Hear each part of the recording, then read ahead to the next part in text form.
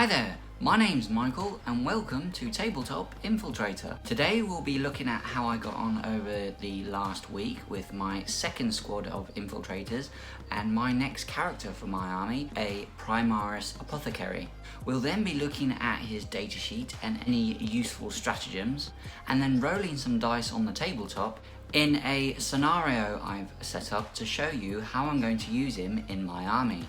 I'll start off with the infiltrators, which are another 10-man unit. I painted them up using the same paint set and technique as the first squad. The only difference between them was the sergeant, who was helmeted in this unit and was armed with a different style bolter weapon. If you want to have a look at my first squad and see the paint set that I used as well as the method, I've put a link to the video in the description below. Next up was my Primaris Apothecary. I love painting characters. It makes a change to the large squads that I've been painting up recently. It allows me to go into a bit more detail on them so they stand apart from my force, and I can be a bit more creative with them. So let's have a look how he turned out. Here he is, my Primaris Apothecary. This guy was a joy to paint and I'm really pleased with how he turned out. So I painted him up using a Chaos Black rattle can as the undercoat. I then airbrushed heavy blue over the entire model as the base colour. I used lead belcher silver for all the armour joints, metallic parts, bolt pistol and medical equipment. I used Screamer Pink on the robes, gradually adding white scar into it to do any highlighting, also as a base colour on the purity seals. Ushanti Bone was used on any scroll work and on the skull on the rear of him. Baltazar Gold was used on any ornate sections, the vials around his neck and arm, and the empty shell casings on the base. Beastie Brown was used on any strapping he has and on his holster. I used Gory Red on his pistol casing, shoulder pauldron, lenses and dials, his fluid injector, the progenoid gland he's holding, and highlighting on the purity seals. White Scar was used as the base colour for his right arm, the lenses on his light and magnifying glass.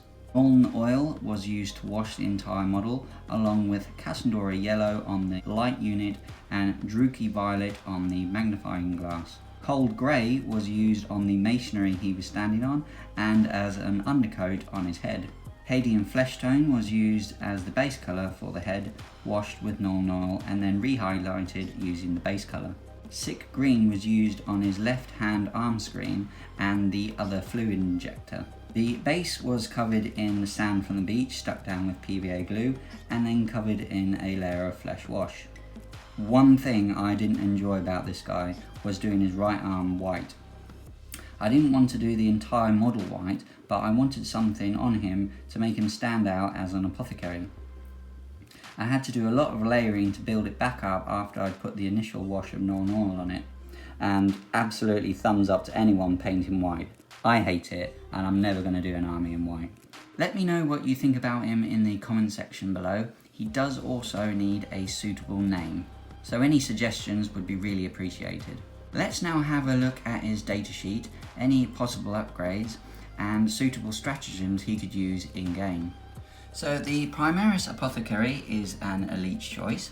He starts off at 80 points.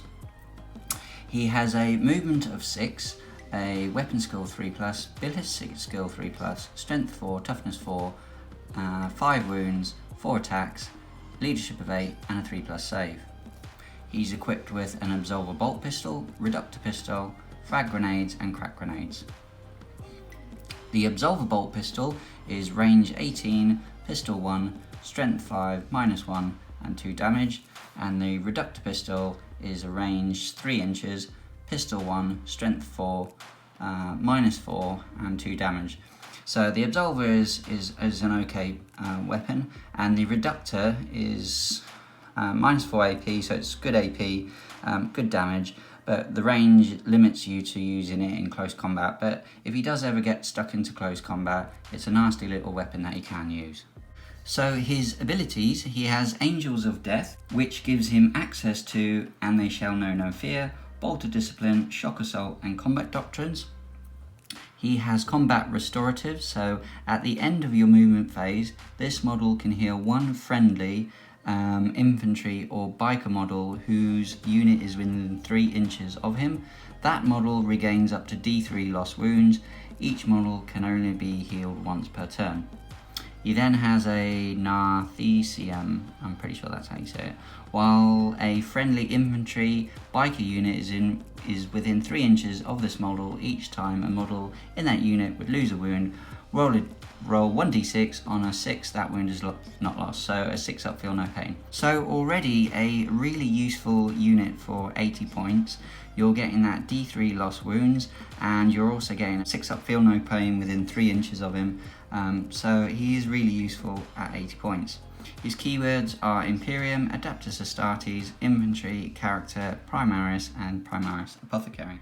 You can also upgrade your Apothecary to a Chief Apothecary for 15 points, so let's have a look what that gives him. The Chief Apothecary model gains the following ability. So at the end of your movement phase, this model can use its Combat Restoratives ability twice instead of once, which is really good, so you can select 2 wounded models to be healed. You can make it even better because you can add relics and warlord traits to him. So he is going to be the warlord for my force, so his warlord trait I can give him is Selfless Healer. Each time this warlord uses its Combat Restoratives ability, the model being healed regains up to 3 lost wounds instead of D3, which is making him even better. And then each time this warlord is selected to return a destroyed model to a unit by using Combat Revival Stratagem, that stratagem costs 0 command points. So we'll have a look at that shortly, but essentially what it is that each turn he can return 2 models to 3 wounds, so a maximum of 3 wounds, and he can use this stratagem for free, which I think makes the Chief Apothecary an auto take. You can also give him a relic, it's called Acquittal, and I think that's how you say it anyway, Acquittal, oh well, Acquittal, that's how I'm going to say it. Model equipped with a bolt pistol or absolver bolt pistol only, so he's got that. This relic replaces a bolt pistol or absolver bolt pistol and has the following weapons profile. So Acquittal, so range 18, pistol 1, strength 5, AP -3 and 2 damage. And abilities with this weapon: each time an attack is made with this weapon against an infantry unit, that attack always wounds on an unmodified wound roll of 2+ and has a damage characteristic of 4. Wow. 2 up against infantry with 4.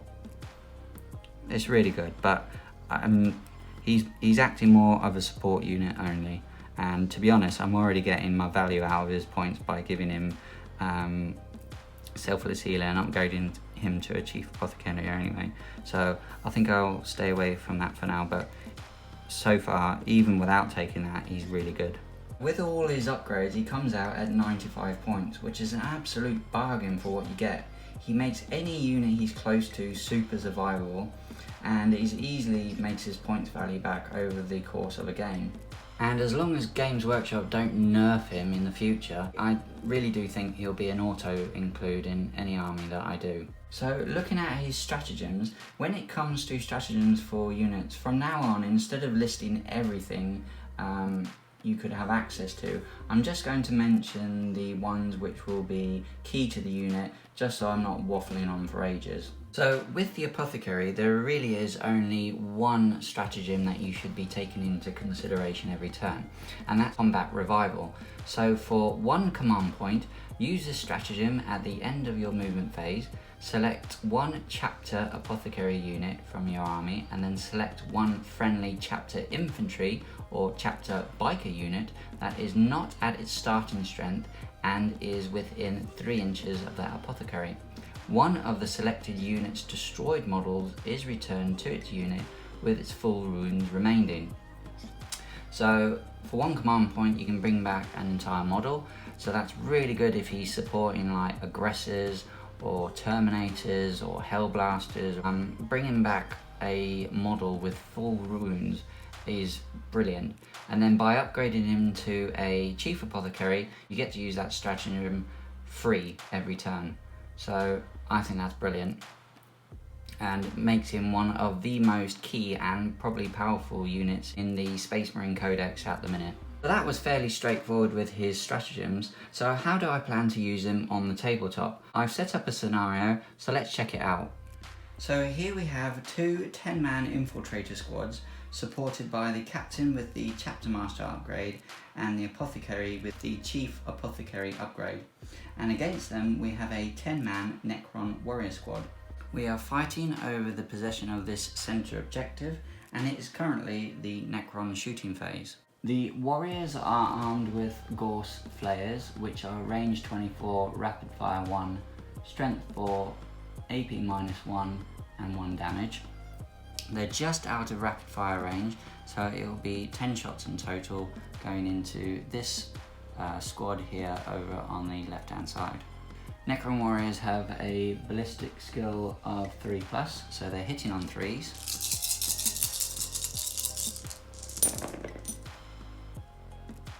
So that's 1 miss. Strength 4, toughness 4 against the Marines. So we're looking for 4 up to wound.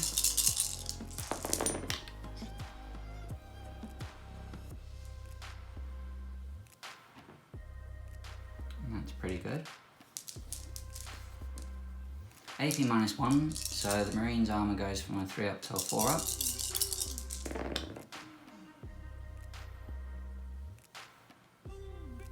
And we've got 3 have gone through. So they're 2 wounds each, so we've got to do, the first Marine has, and because this squad is within 3 inches of the apothecary, they get their 6 up, feel no pain, so we're looking for 6s, so nothing on there, so that's 1 Marine down, and then we're looking for another 6. Oh, so we've lost a Marine. Let's take this one. And we've got another, and we've got a wound on this one here. The Necrons are just out of charge range of any of the units, so we'll now finish their turn and move over to the Space Marines. So with the movement phase complete, the infiltrator squad on the right hand side has moved up to take the center objective. The apothecary has moved up from the back in between 2 squads to support them both. It is now the end of the movement phase, so the apothecary can revive a dead model to play, which he will do for that squad there, and then he can heal up to 3 wounds on a damaged model, so we'll take those wounds away from that. So now that squad is back up to full strength. Moving on to the shooting phase, the captain with the chapter master upgrade is going to give his full reroll to hit rolls to this infiltrator squad here on the left. This infiltrator squad is more than 6 inches away from the captain, but because they have the comms array in the unit, they will still benefit from his 6-inch aura range of reroll 1s to hit. So both squads are within rapid fire range of the Necron warriors, so we'll start with this squad here on the left.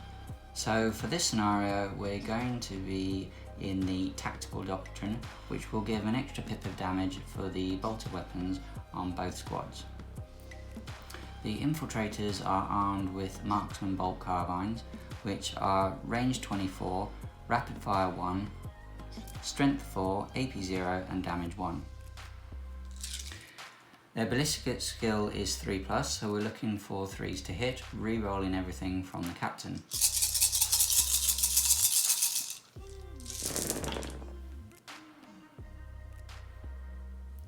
Couple of misses. Looking for 6s as well.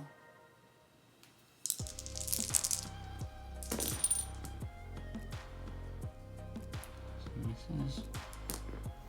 And the ability with the marksman bolt carbine is that on 6s they automatically wound, so we've got 2 6s there. Right, so the strength of the weapon is 4, toughness 4 against of the Necron warriors, so we're looking for 4s to wound.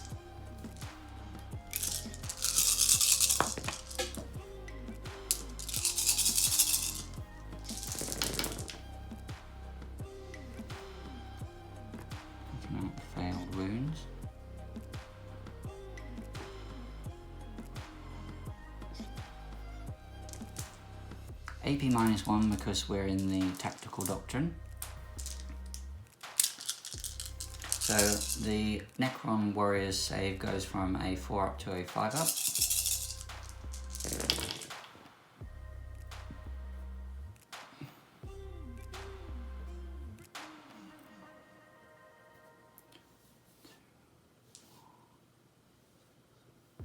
So 7 warriors are wounded, so we'll put them on their side.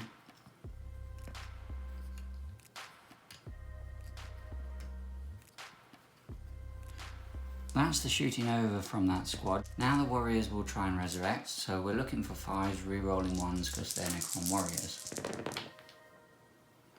Re-rolling the 1s.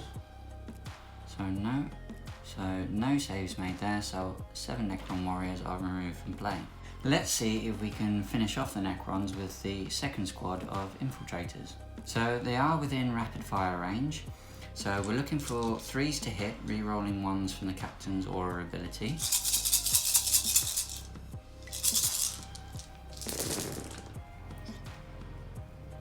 Any 1s.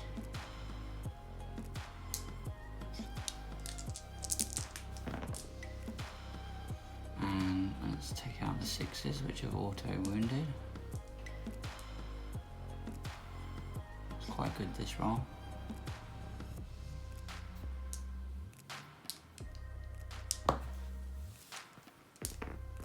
And then strength 4, toughness 4, looking for 4s to wound.